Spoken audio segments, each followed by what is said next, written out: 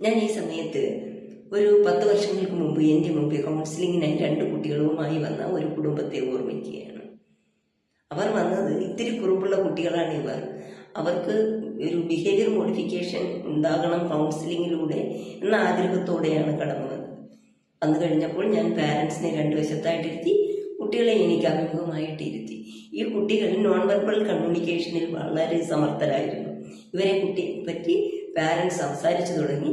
ഓരോ കാര്യങ്ങളും ഇവരെ ഫോക്കസ് ചെയ്ത് പാരൻസ് പറയുമ്പോൾ ഞാനൊന്ന് സ്നേഹത്തോടെ വാത്സല്യത്തോടെ ഇവരെ നോക്കി ഒന്ന് ചിരിക്കും. ആ സമയത്ത് ഇവർ ആംഗ്യഭാഷയിൽ എനിക്ക് കൃത്യമായിട്ട് മറുപടികൾ നൽകിക്കൊണ്ടേയിരുന്നു.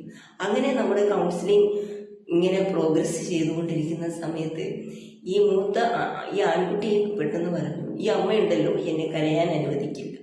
പെൺകുട്ടി ഉടനെ പറഞ്ഞു, ഈ അമ്മയുണ്ടല്ലോ എന്നെ ചിരിക്കാൻ പോലും അനുവദിക്കില്ല. അപ്പോൾ ഞാൻ ഈ ആൺകുട്ടിയോട് ചോദിച്ചു, നിന്നെ എന്തുകൊണ്ടാണ് അമ്മ കരയാൻ അനുവദിക്കാത്തത്?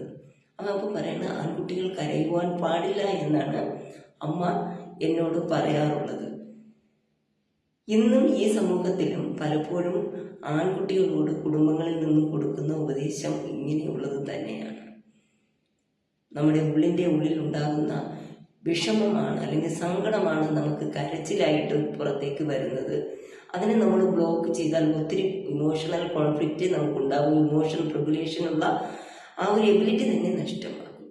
ആൺകുട്ടികൾ ഈ രീതിയിൽ വളർത്തപ്പെടുന്ന ആൺകുട്ടികൾ കുടുംബത്തിൻ്റെ ചുമതല ഏറ്റെടുക്കുമ്പോൾ അല്ലെങ്കിൽ ഒരു കുടുംബനാഥനായി കഴിയുമ്പോൾ ജീവിത പങ്കാളിയോടോ മക്കളോടോ കൂടെയുള്ളവരോടോ ഒന്നും അവർക്ക് സ്നേഹത്തോടെ ഇടപെടാൻ പോലും പറ്റില്ല.